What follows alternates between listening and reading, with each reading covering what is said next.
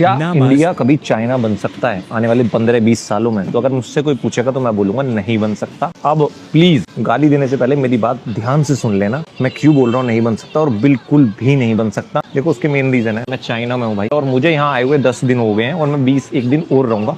और 10 दिन में ही मैंने ये बात समझ लिया कि हमारा और इनके बीच का जो फासला है वो कितना है। भाई पहली बात तो ये देश ही हमसे बिल्कुल अलग है। इन दोनों देशों को कंपेयर करना इकोनॉमिकली आप कर सकते हो, बट लॉजिकली बिल्कुल अलग है। तो मैं बताता हूँ कि ये ऐसी दो बातें जिनकी वजह से इंडिया आने वाले 15 साल तक तो बिल्कुल भी चाइना की ग्रोथ टच नहीं कर पाएगा। और उसका पहला रीज़न है, यहाँ पर धर्म एग्जिस्ट नहीं करता। आधे से ज़्यादा लोग जो चाइना के हैं वो एथिस्ट हैं। एथिस्ट का मतलब वो लोग होते हैं जो ऑफिशियली अपना धर्म छोड़ चुके हैं और अब उनका कोई भी धर्म नहीं है, ना वो क्रिश्चियन है, ना वो हिंदू है, ना वो मुस्लिम है, ना सिख है, ना ईसाई है। अब उनका कोई भी धर्म नहीं होता, वो होते हैं एथिस्ट। काफ़ी लोगों ने तो धर्म ऑफिशियली छोड़ दिया है और जो बचे कुचे हैं वो फॉलो ही नहीं करते। तो इसलिए जो लोगों के बीच जो लड़ने का जो मुद्दा है वो ही खत्म हो चुका, लोगों को बांटने का जो मुद्दा है वो ही खत्म हो चुका।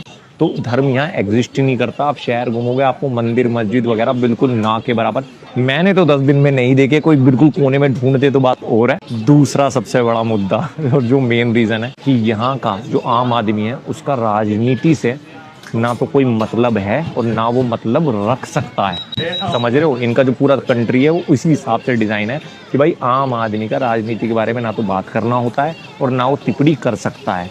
अब आप खुद बताओ, हमारे यहाँ तो आदमी दाढ़ी भी बनवाने जाता है तो 1 घंटे तो पहले ये बकचोदी करता है कि कौन सी सरकार आएगी, कौन सी खराब है, आपस में लड़ेंगे। अगर इससे थक जाते हैं तो फिर किस पे लड़ेंगे, फिर धर्मों पे लड़ेंगे। और ये ही दोनों चीज़ें इन लोगों ने सोल्व कर दी, पहली दूसरी वाली डंडे के जोर पे, और पहली लोगों ने खुद छोड़ दी।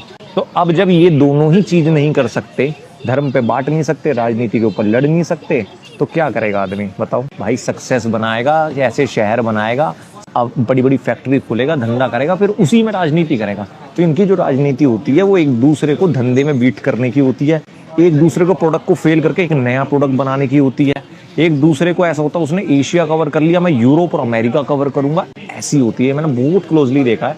बट हाँ, जो एक सॉफ्टनेस है, जो एक प्यार मोहब्बत है, वो यहाँ से थोड़ी सी मुझे नदारत दिखती है, जो हमारे इंडिया में दिखती है ना यार, दोस्ती यारी प्यार मोहब्बत। थोड़े से लोग यहाँ पर चिड़चिड़े हैं, या तो धंधे की वजह से क्या है, बट ये मुझे ऐसा लगता है क्योंकि, और मैंने 15 साल की बोला, शायद 10-15 साल बाद हमारे अंदर ये मैच्योरिटी आ जाए कि भाई ये जो हमें धर्मों के पीछे लड़ा रहे हैं इसमें कुछ नहीं रखा, अपना ही नुकसान है।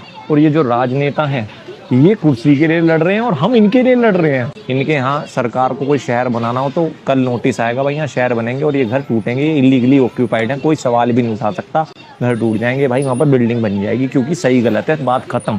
हमारे यहाँ, मेरे यहाँ इलीगली 30 साल से पैंठ लगती है, मतलब रोड पे लोग लगा देते हैं। अगर एम्बुलेंस फंसे, जिनके घर है वो परेशान हो, कोई फर्क नहीं पड़ता, सरकार ने नोटिस निकाल दिया कि भाई ये पैंठ हटाई जाए, तो वहाँ पर 10 लोग हमारे में से आ गए राजनीति चमकाने, गलत चीज़ों का सपोर्ट करने। जैसे आप दिल्ली में देख रहे हो भाई झुग्गियाँ टूट रही हैं तो सरकार गलत कर रही है।